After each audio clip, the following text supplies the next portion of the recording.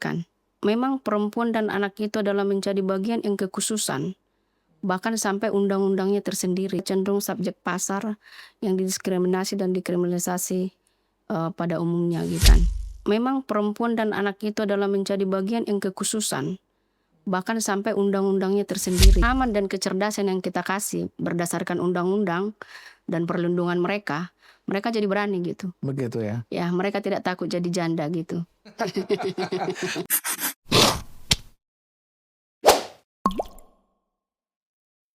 Ya, kembali lagi kita di program Cakap-Cakap Hukum bersama DPC Pradi. Hari ini kita mendatangkan narasumber yang cantik jelita, juga advokat senior dengan Kak Ida. Halo Kak.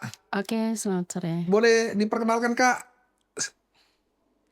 Oke, selamat sore. Saya perkenalkan, nama saya Hotnida Jume Hutoruk, SHMH, yang sekarang dipercayakan di kepengurusan DPC Pradi Kota Medan sebagai bidang organisasi dan sekaligus mengurusi tentang Biro Perlindungan Perempuan dan Anak.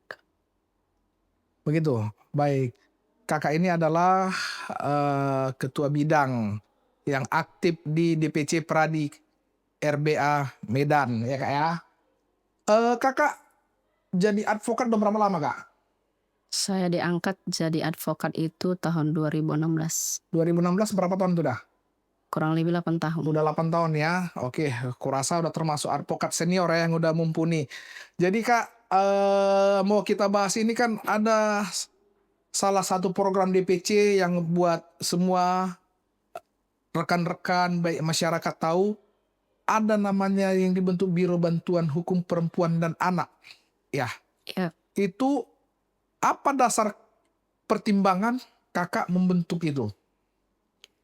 ya sebelumnya itu ya di pengurusan sebelumnya bahwasanya saya memang ditempatkan di Biro Ya. di Biro Pemberdayaan dan Perlindungan Anak dan Perempuan. Nah, kemudian periode selanjutnya di periodenya Ketua Dengai Sinaga ya, kita ditempatkan di bidang organisasi dan keanggotaan dan merujuk juga kepada salah satu pendiri Biro Pemberdayaan dan Perlindungan Anak Perempuan. Kenapa kita peduli tentang biro tersebut? Karena memang di dalam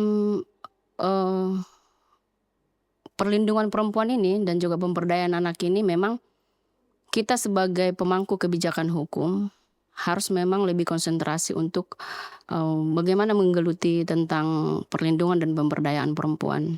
Kalau menurut saya. Itu pertimbangan Kakak makanya dibantu Biro Bantuan. Jadi menarik Kak, ini kan ada selalu namanya katanya diskriminasi, emansipasi wanita kan gitu. Cuman kenapa dia menjadi undang-undang khusus? Gimana menurut pandangan Kakak? Kenapa menjadi undang-undang khusus perempuan dan anak ini? Kenapa laki-laki nggak ada? Ya, kalau dalam makna soal gender ya, soal gender, bahwasannya memang undang-undang perempuan dan anak menjadi kekhususan karena memang terkhusus bagi perempuan itu sering korban.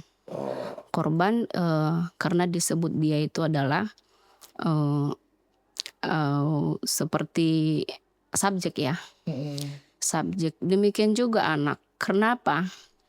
Anak itu memang dia spesifik perlindungannya karena memang dia identik dengan keluarga toh. Keluarga. Sehingga kalau tidak ada undang-undang kekhususan bagi anak dan perempuan ini, misalnya undang-undang umum gitu kan, atau delik publik gitu, itu sulit. Karena itu kan sudah pernah bahwasannya kekerasan terhadap perempuan dan anak itu deliknya publik gitu.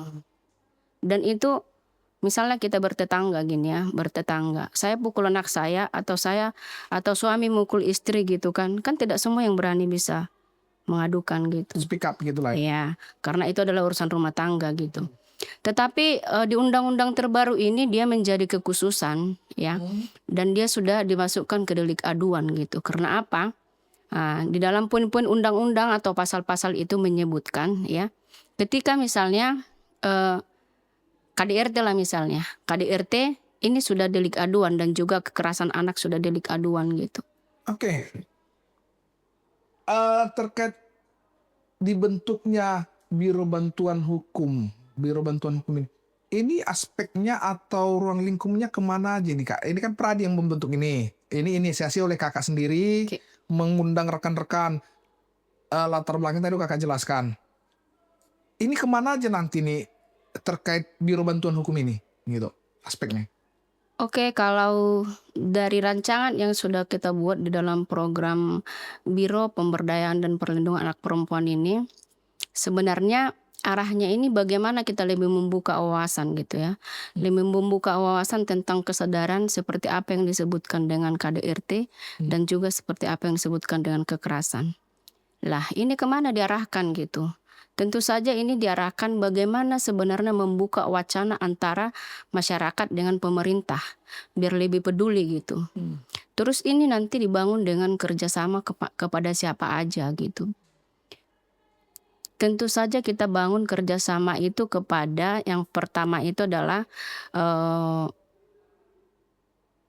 pemerintah di bagian Biro Pemberdayaan Perempuan dan Anak di Sumatera Utara. Nah, kalau ini misalnya kita arahkan kepada pihak penyidikan gitu, maka kita akan bangun kerjasama dengan misalnya PPA di bagian kepolisian gitu. Yang sekarang itu memang sudah kemarin kita sudah jelajahi bagaimana kita bisa membangun MOU dengan Biro Pemberdayaan Perempuan dan Anak Sumatera Utara gitu ya. Nanti kita akan dikonekkan langsung ke khusus Pradi, khusus Pradi akan dikonekkan kepada UPT Provinsi Sumatera Utara. Oh gitu. Oke Kak, ini kan kalau namanya Biro Bantuan Hukum ini kan sama halnya kayak lembaga bantuan hukum. Itu kan berbicara pendampingan, ya kan? Sedangkan Biro Bantuan Hukum yang Kakak bentuk ini apakah khusus ke pendampingan atau seperti apa? Eh, Kalau yang Kedepannya. kalau yang kita cita-citakan di dalam Biro Pemberdayaan Perempuan dan Anak ini tidaklah dia hanya sebatas pendampingan gitu. Karena sebenarnya yang sudah kami susun itu dia kalau ke pendampingan itu sudah ada kekhususannya PBH gitu. Jadi nanti kami itu lebih ke pencerahan gitu. Pencerahan atau penambah wawasan gitu ya. Lebih sifatnya Sadar. ke preventif lah ini ya. Supaya sadar hukum. Semisalnya begini. Untuk meminimalisir penindasan atau kriminalisasi atau KDRT atau kekerasan kepada anak gitu. Seperti misalnya yang sering terjadi kepada anak dan perempuan kekerasan seksual gitu. Sebenarnya kenapa itu sering terjadi gitu ya, kekerasan kalau di undang-undang terbaru itu kekerasan dalam berpacaran, kekerasan dalam keluarga, kekerasan dalam lingkungan sekitar gitu ya.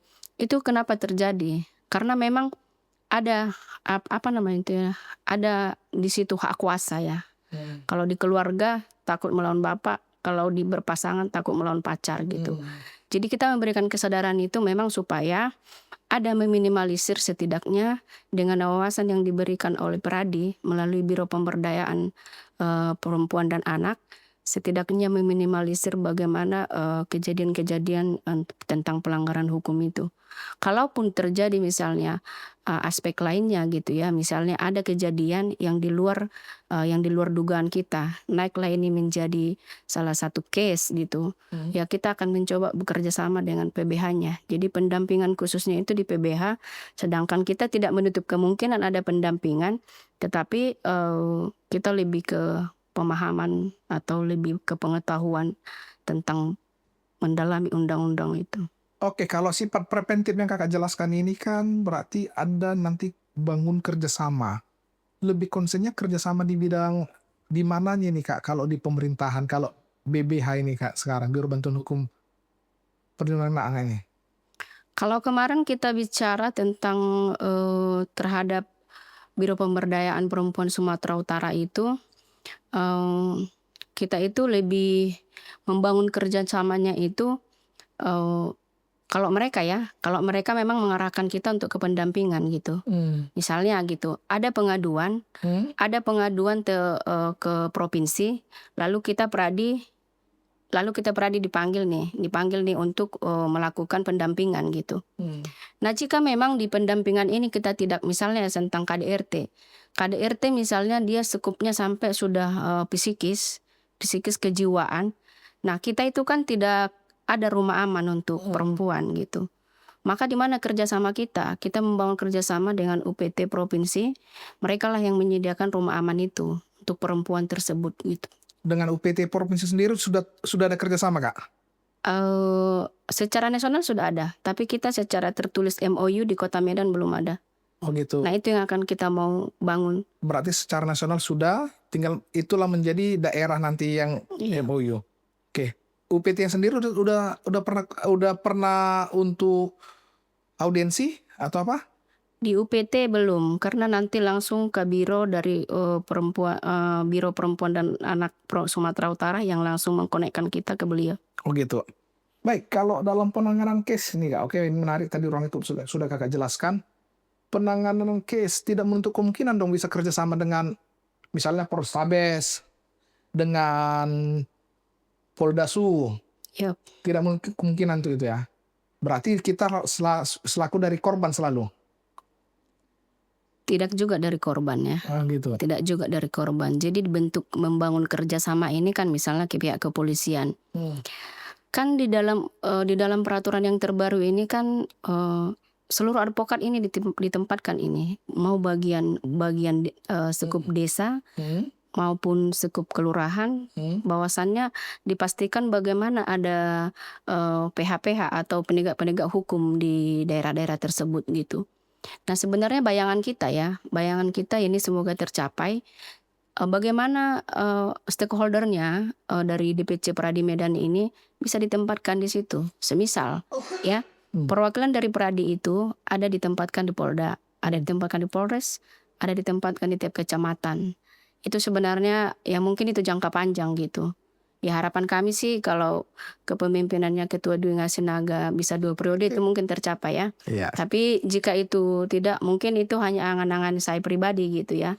Bahwasannya itu akan berdiri karena berganti posisi kepemimpinan, berganti program. Berganti programnya ya. Berganti program. Oke, Kak, ini kan baru dibentuk ini Direktorat Perlindungan Perempuan dan Anak di Polda Sumut. Iya.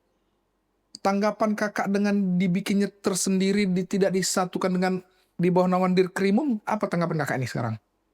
Kalau saya karena kemarin sudah ngobrol juga dengan Wadir PPA Polda, saya setuju dengan hal itu. Tanggapan saya positif karena apa?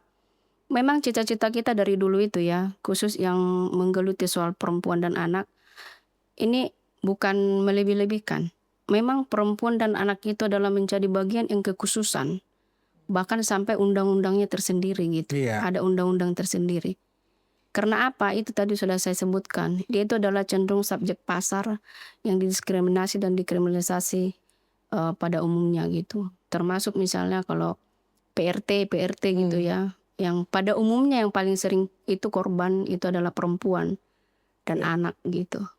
Oke, berarti mendukung lah ya istilahnya untuk Polda Sumut sudah ada dir tersendiri ya yang lebih konsen lah menangani perempuan dan anak ya. Iya. Oke.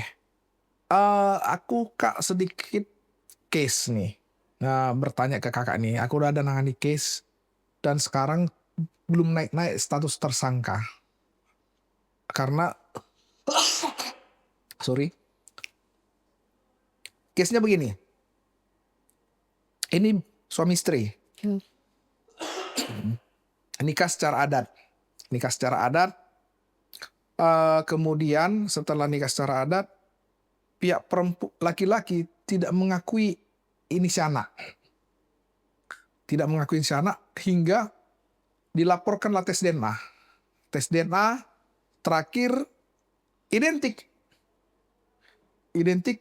sehingga istrinya melaporkan suami penelantaran.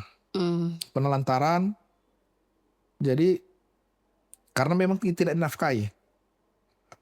Sampai sekarang ini orang Polda susah mendudukannya. Gimana pandangan Kakak? Ya kalau terbukti dengan tes DNA, nah sekarang saya balik bertanya, asal usul anak ini gimana gitu? Adakah karena pernikahan? ada karena pernikahan. karena pernikahan. Tapi tidak diakui suaminya gitu. Tidak ada ke suaminya anak ini gitu. Memang nikahnya jadi nikah adat gitu. Nikah adat kayak dia nggak sipil ya, Hanya gereja aja. gereja gitu. Nah, tapi sudah ada putusan, kami sudah mengajukan penetapan, dinyatakan bahwa saya itu sah penetapannya. Emang Nikahnya. sah anaknya.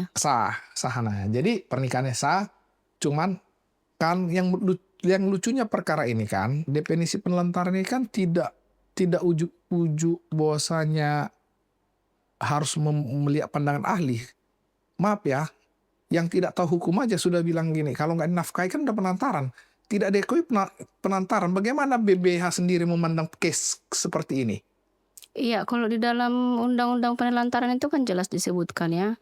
Kalau misalnya dari segi hukum gitu ya, secara umum lah kita bilang, kalau kan yang disebutkan hak anak itu kan, misalnya makan, kesehatan, dan pendidikan gitu. Di antara yang satu ini juga tidak dipenuhi, ya dia tersebut penelantaran. Sudah duduk kan? Iya. Ini 3-3 nggak terpenuhi. Ya berarti kan kita bisa bertanya ya ke penegakan hukum kita bagaimana gitu kalau itu.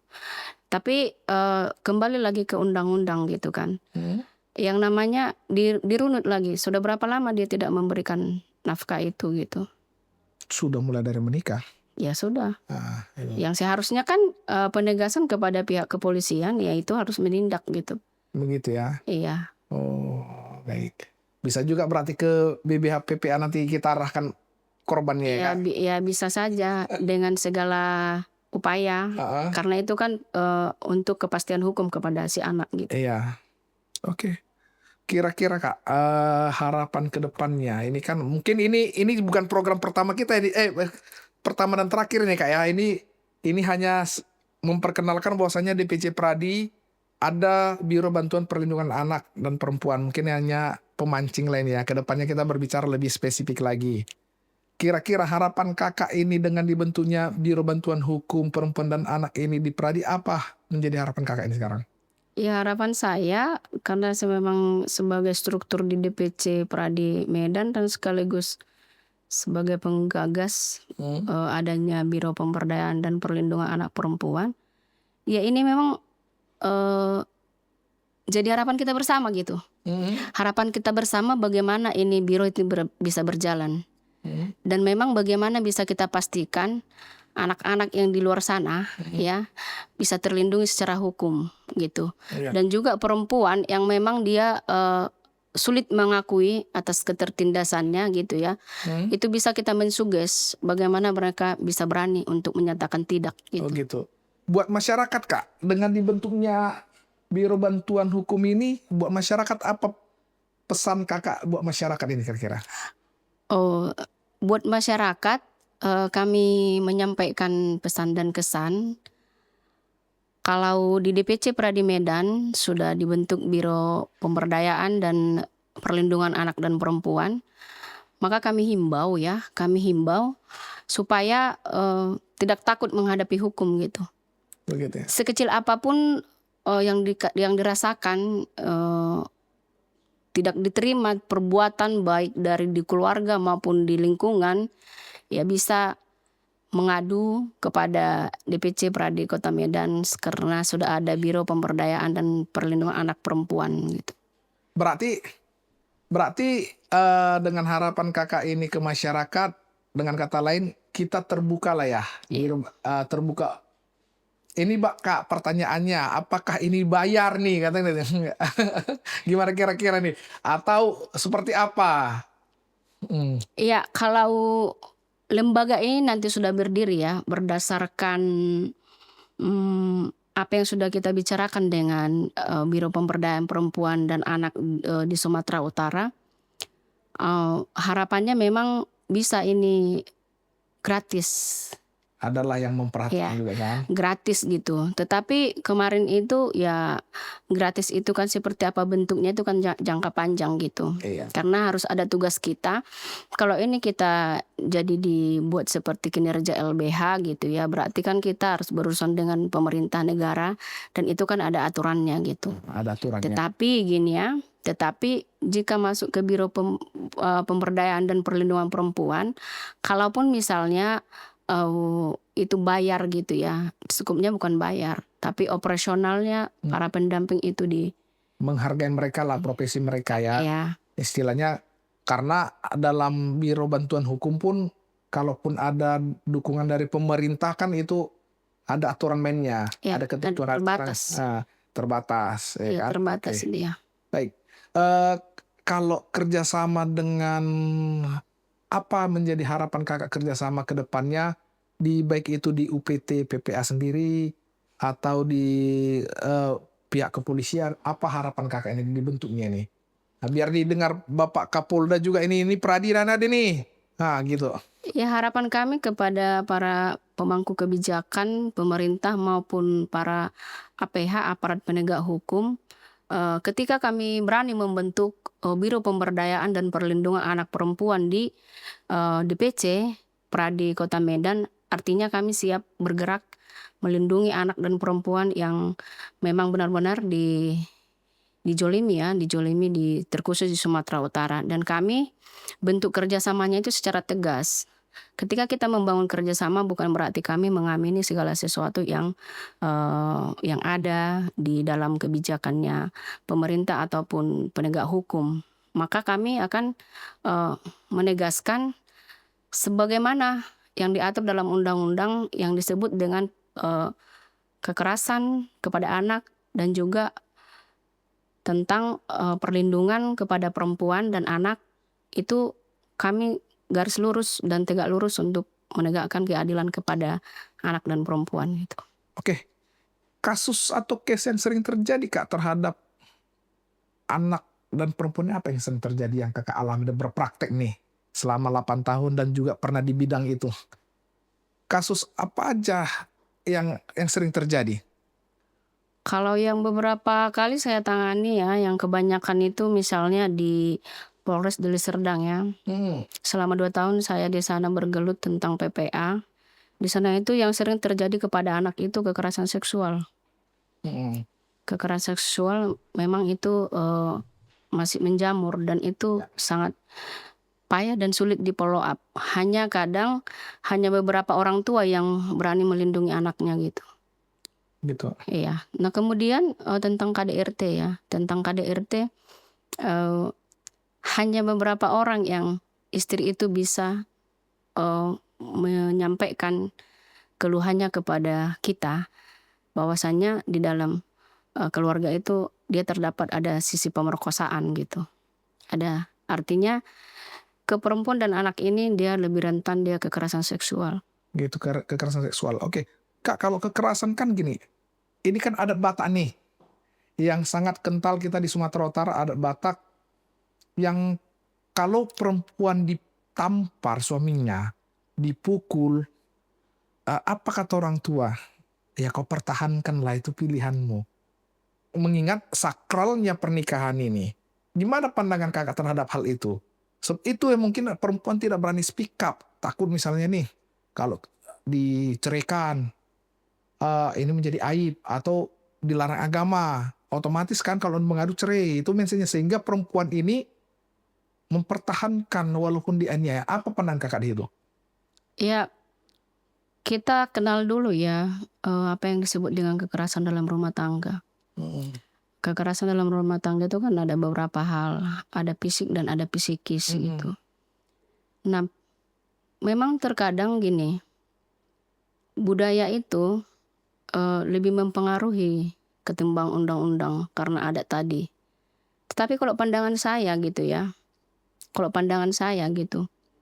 memang kekerasan fisik maupun psikis tidak bisa ditolerir. Hanya saja mungkin beberapa keluarga gitu ya bisa berdamai dengan dirinya, tapi kan ada batasan perdamaian itu gitu. Begitu ya. Ya, itu kalau yang sering saya dampingin gitu ya. Dan kemudian kalaulah kita benturkan ke adat gitu Iya, kan. itu yang sering terjadi. Nah, kalau kita bilang adat itu menjadi salah satu wadah legitimasi untuk menindas perempuan, nanti kita disalahkan sama adat. Tapi faktanya begitu. Memang itu fakta yang terjadi ya. Ya, faktanya begitu. Budaya adat itu menjadi legitimasi yang terstruktur untuk menindas perempuan. Karena apa? Karena ketika sudah memilih rumah tangga, Sementara kan jelas disebutkan di dalam, kalau kita lihat dari versi agama gitu kan, kan sudah dia seimbang kan, harus saling melindungi dan menghargai gitu. Iya. Kalau kita lihat dari sisi budaya gitu, di budaya pun tidak ada disebutkan menjelaskan secara general bahwasannya perempuan itu layak ditampar atau layak disakiti, nggak ada. Gitu ya. Nggak ada. Tapi kan tapi sudah terjawab sih tadi Kak. Memang kadang gara-gara adat ini jadi menjadi legitimate bahwasanya janganlah, nggak berani mengucapkannya. Jadi ini yang diharapkan ya, kalau perempuan itu kalau bisa berani ya. Iya. Baik. Ini Kak, kan ada kasus no viral no justice ini. Sering ini terjadi no viral no justice. Menurut pandangan Biro PPA sendiri, sementara kadang kan orang pengen memviralkan seseorang atau anak, sementara kan salah juga secara undang-undang. Misalnya nih, anakku dianiaya begini nih.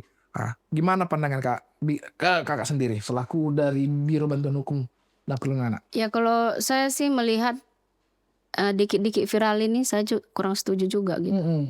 Karena ada hak asasi manusia yang harus kita pertimbangkan di situ. Iya. Karena tidak semua orang berhak dan terima masalahnya itu di follow up ke media gitu. Iya. Karena hukum tertinggi itu kan masih ada mediasi dan win solution gitu.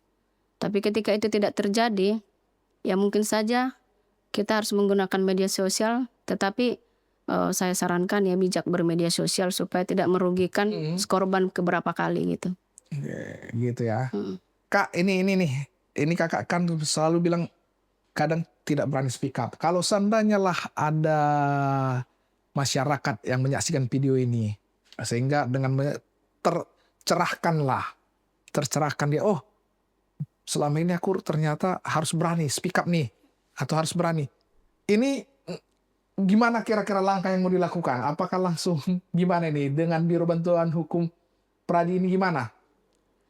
Oke. Langsung Kak, mana tahu ada yang tertarik, ini melalui Kak Ida nih, ini harus melalui pembicaraan kita ini menarik nih, karena cerita perempuan ini susah. Ya, tentang ini saya sebutkan tentang pengalaman saya ya, mendirikan wadah organisasi perempuan di Sumatera Utara itu memang sulit di general.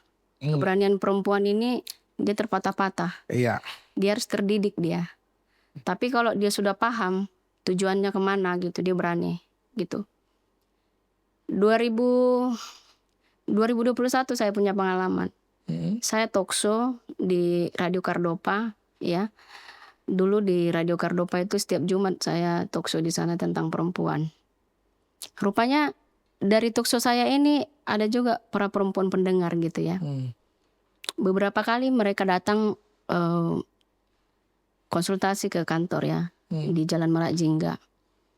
Jadi dari konsultasi itu mereka berani sehingga mereka berani menggugat. Berani menggugat suaminya gitu. Artinya dengan pemahaman dan kecerdasan yang kita kasih berdasarkan undang-undang dan perlindungan mereka jadi berani gitu. Begitu ya. Ya, mereka tidak takut jadi janda gitu. Baik, buat para perempuan tadi bukan menyarankan untuk jadi janda ya.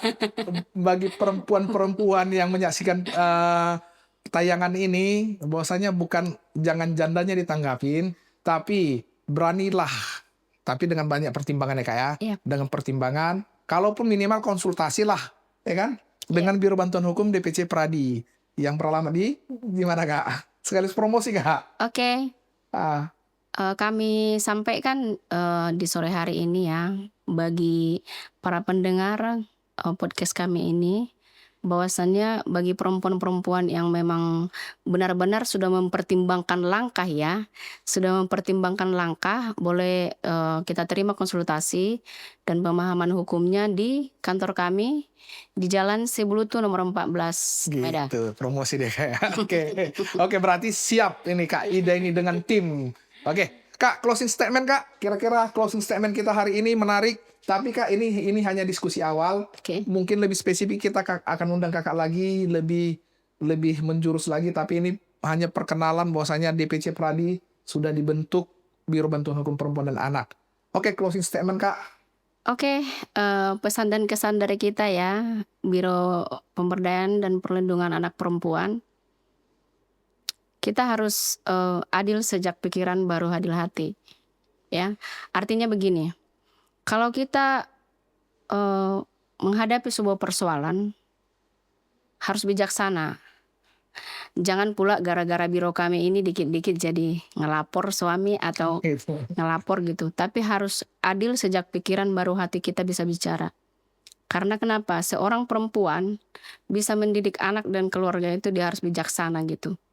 Walaupun pada umumnya dan pada khususnya nanti akan mengambil tindakan kepada upaya hukum, berarti kan dia tahapan, bukan karena sakit hati tetapi karena kesadaran. Terima kasih. Oke, luar biasa bijak ini Kak Ida ini ya. Oke, Kak, luar biasa hari ini. Mungkin ini khusus perempuan-perempuan ya. Perempuan-perempuan kita nggak termasuk di sini. Buat perempuan-perempuan tadi udah kata-kata bijak dari Kak Ida.